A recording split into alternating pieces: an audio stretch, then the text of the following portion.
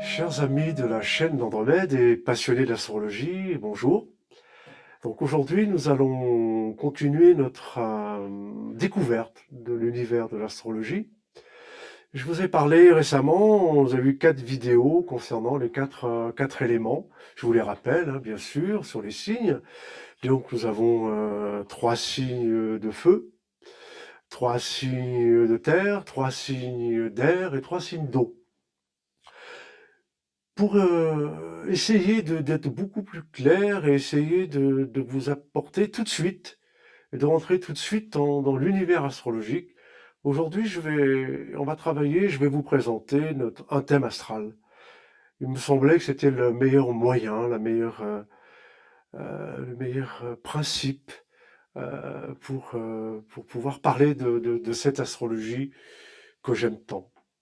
Donc, au-delà des éléments dont je vous ai parlé, vous avez devant vous, à l'écran, vous allez voir ce qu'on appelle un thème astrologique. Pour dresser une carte du ciel comme vous la voyez devant vous, il faut plusieurs éléments. Il faut d'abord la date de naissance, le lieu de naissance et votre heure de naissance. Et l'heure de naissance est très importante, la plus précise possible. On sait très bien que c'est des éléments difficiles à cerner, à acquérir lors de naissance précise, parce qu'on dépend bien sûr de la personne qui a déclaré à la mairie, etc. Et nous avons des systèmes aujourd'hui et des techniques qui permettent de rectifier cette heure de naissance et d'arriver à une heure de naissance très juste. Donc ces 3 éléments nous permettent de dresser une cartographie du ciel au moment de votre naissance. Donc cette cartographie du ciel, vous l'avez devant vous. C'est une transcription sur une roue zodiacale que vous voyez devant vous, de symboles. Vous avez un ensemble de symboles sur ce thème. On va bien évidemment pas tous les analyser aujourd'hui, mais ces symboles représentent les planètes que vous voyez tourner autour du thème. Tous ces symboles comme Vénus, Mercure, Soleil, beaucoup d'entre vous vont reconnaître ces symboles. Donc l'astrologie, part à partir de 4 éléments. Le premier élément, c'est le signe solaire. C'est lorsque le soleil passe dans un signe, passe environ 30 jours. Donc en l'occurrence, le thème que vous avez devant vous, c'est le soleil passe dans le signe du taureau. Et la roue zodiacale commence toujours au 21 mars de chaque année. C'est lorsque le soleil, pardon, franchit et passe sur le point, ce qu'on appelle le point vernal, donc le signe du bélier. Donc vous avez, à partir du signe bélier, signe de feu, vous avez cette roue zodiacale que vous voyez devant vous, ce cercle, avec le signe du bélier, le signe du taureau, qui est un signe de terre, le signe du gémeaux, qui est un signe d'air, le signe du cancer, qui est un signe d'eau, et on répète le signe de feu avec le lion, le signe de terre avec la Vierge, la balance signe d'air, le scorpion signe d'eau, le nouveau signe de feu, le Sagittaire, signe de terre, le Capricorne, signe d'air, le Verseau, et signe d'eau, dernier signe du zodiaque, le Poisson. Tous ces signes-là représentent un potentiel, représentent des qualités intrinsèques propres aux signes. Le but aujourd'hui, c'est pas de les analyser. Aujourd'hui, c'est vous expliquer quels sont et quelle est la composante et quel est le symbole, quels sont les symboles à partir desquels on va pouvoir faire une analyse d'un thème astrologique. Donc les signes, c'est bien, c'est des énergies qui dorment, si vous voulez. Et pour réveiller ces énergies, il nous faut des catalyseurs. Il nous faut des éléments qui dynamisent ces énergies qui sont dormantes. Et ces éléments-là sont les planètes. C'est-à-dire que chaque fois qu'on a dans un signe une, deux, trois ou quatre planètes, ces éléments-là, ces planètes-là vont dynamiser le signe et lui apporter une naissance. Donc on va pouvoir analyser un thème en fonction des planètes qui sont dans un signe. Évidemment, quand le soleil passe dans un signe, en l'occurrence là, dans le signe du taureau, évidemment, cette personne-là est marquée par le taureau. Hein, donc elle va avoir toutes les qualités naturelles du signe du taureau, des gens qui aiment la nature, des gens qui aiment les plaisirs de la vie, des gens simples, des gens qui sont je veux dire, qui sont dans une conception bien pragmatique, bien terrestre, bien matérialiste, euh, enfin, qui s'expriment par ces moyens-là dans la vie de tous les jours. Mais ça, c'est pas suffisant. On a vu que les signes avaient besoin d'être dynamisés. Donc on le voit avec cette roue zodiacale, vous avez devant vous un tas de symboles, et les symboles surtout des planètes. C'est pas suffisant, comme je vous disais. On a besoin d'avoir d'autres éléments. On a les eaux dormantes, hein, les énergies dormantes d'un signe, catalysées par la présence d'une voire plusieurs planètes, mais en même temps, nous sommes dans un univers terrestre. Nous sommes dans un champ terrestre où plusieurs domaines, où nous abordons, nous, chaque jour, au quotidien, plusieurs domaines dans une vie. Le domaine de l'argent, le domaine de l'amour, le domaine du travail, le domaine de la santé. Donc, un thème est aussi divisé, donc vous avez 12 signes, mais également divisé en 12 maisons. Ces 12 maisons, c'est le domaine où va s'exercer, où nous allons exercer, à travers les signes, à travers les planètes, euh, une activité, un potentiel, une facilité, voire des difficultés d'expression. Et ça, on le verra ça au fil de nos rencontres. On verra comment tout ça, ça s'exprime. Donc, symboliquement, toujours devant cette roue zodiacale, vous avez les 12 signes dans cette roue. Et à partir de la gauche, vous avez une flèche. Donc, c'est une convention. Cette flèche représente ce qu'on appelle l'ascendant.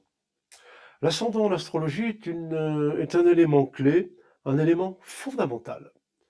Vous avez 12 signes, le soleil passe 30 jours dans un signe, l'ascendant, lui, change toutes les 2 heures.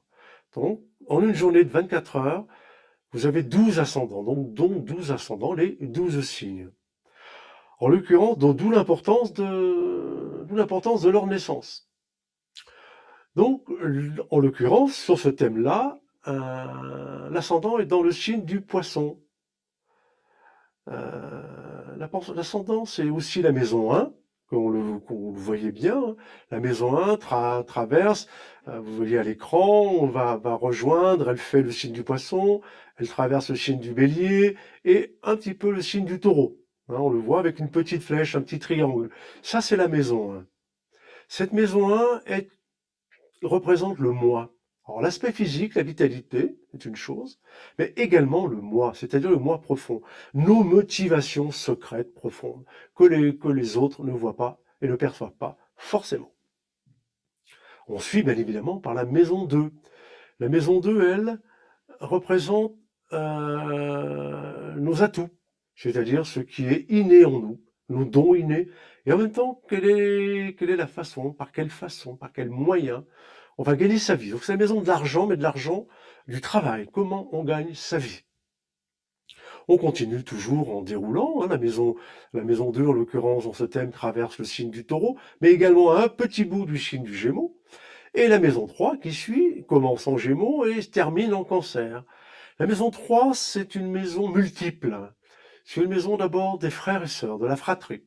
C'est également la maison de la communication, hein, les écrits. C'est des échanges épistolaires, des écrits, du monde moderne en communication. C'est une maison également de petits déplacements, des déplacements en général au quotidien. C'est également la maison des études, mais des études, on va dire, c'est pas péjoratif, des petites études, moyennes, baccalauréat, bac plus 2, si vous voulez. Voilà, des études généralistes. La maison 5 qui suit, pardon, la maison 4 qui suit, est là, on le voit, est une maison, là on le voit bien, elle est en bas du thème. Hein. Elle symbolise bien les racines, les fondations. Donc cette maison 4, qui démarre là en Gémeaux et qui termine en Cancer, exprime et symbolise toutes nos racines. Alors les premières racines, c'est les racines familiales. Donc notre famille, d'où on vient et où l'on va. Quel est aussi le facteur héréditaire, avec quel moyen héréditaire, avec quel problème héréditaire on est né sur cette terre. Ça représente aussi la patrie, ça représente le passé. La maison qui suit, la maison 5, qui démarre là ici en Cancer et termine en Lion, La maison 5, c'est la maison des plaisirs, c'est-à-dire que c'est la maison des enfants, c'est la maison de l'amour, pas du couple, pas du mariage, c'est la maison de l'amour, c'est la maison de la créativité, c'est la maison des jeux, c'est la maison des stades, des loisirs. On continue toujours pareil dans cette analyse d'un thème astrologique par la maison 6. En l'occurrence, là, la maison 6 commence dans le signe du Lion et termine dans le signe de la Vierge. La maison 6, c'est la maison du quotidien. Qu'est-ce qui se passe dans mon quotidien?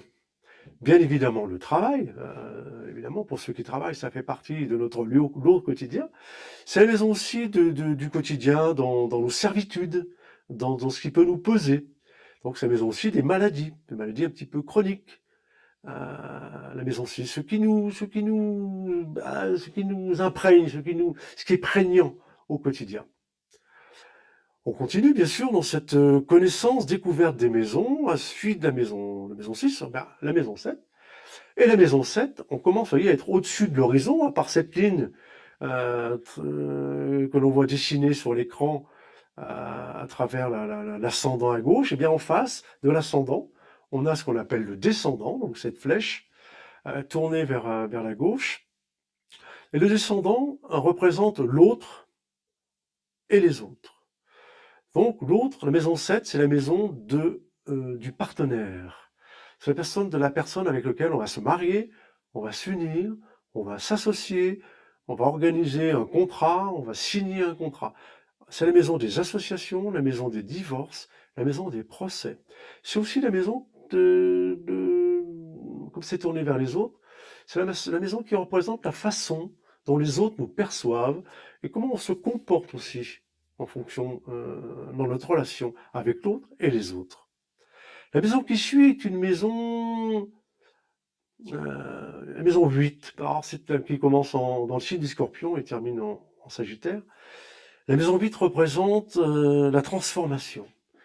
C'est une maison personnelle, c'est une maison individuelle, c'est une maison qui représente la mort, mais la mort symbolique. On finit quelque chose pour commencer quelque chose. C'est la maison de la transformation. C'est la maison des héritages aussi, de l'argent qui vient par les autres. On continue dans cette découverte par la suite de la maison 8, bien sûr, la maison 9. Donc, la maison 9, on le voit, elle est en haut, tout en haut du thème. Devant là aussi un axe avec un cercle, ce qu'on appelle le milieu du ciel. Le milieu du ciel, c'est l'ascension sociale. C'est ce qu'on aspire, à quoi on aspire.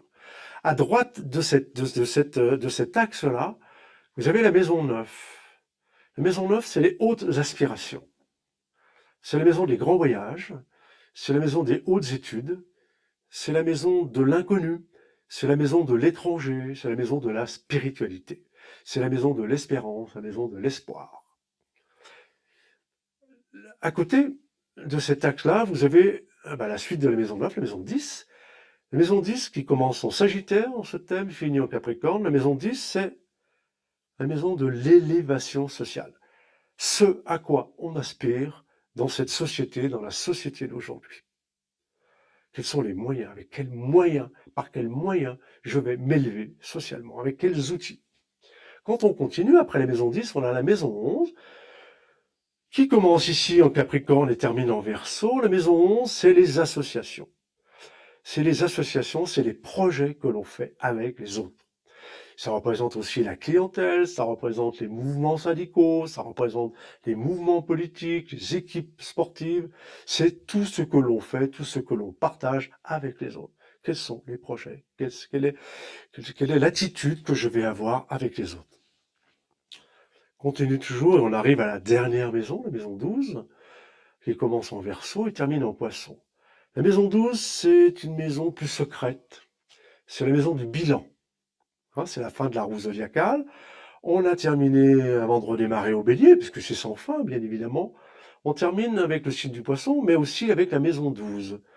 Et la maison 12, c'est la maison de l'enfermement, c'est la maison du bilan, c'est la maison des hôpitaux, la maison des lieux où on travaille, les lieux fermés, donc des monastères. C'est aussi la maison quand on parle d'hôpitaux, donc ceux qui travaillent dans les hôpitaux, mais aussi les hospitalisations. Maison aussi également, maison de la santé, mais la santé à la fois qui peut être morale, psychologique et physique.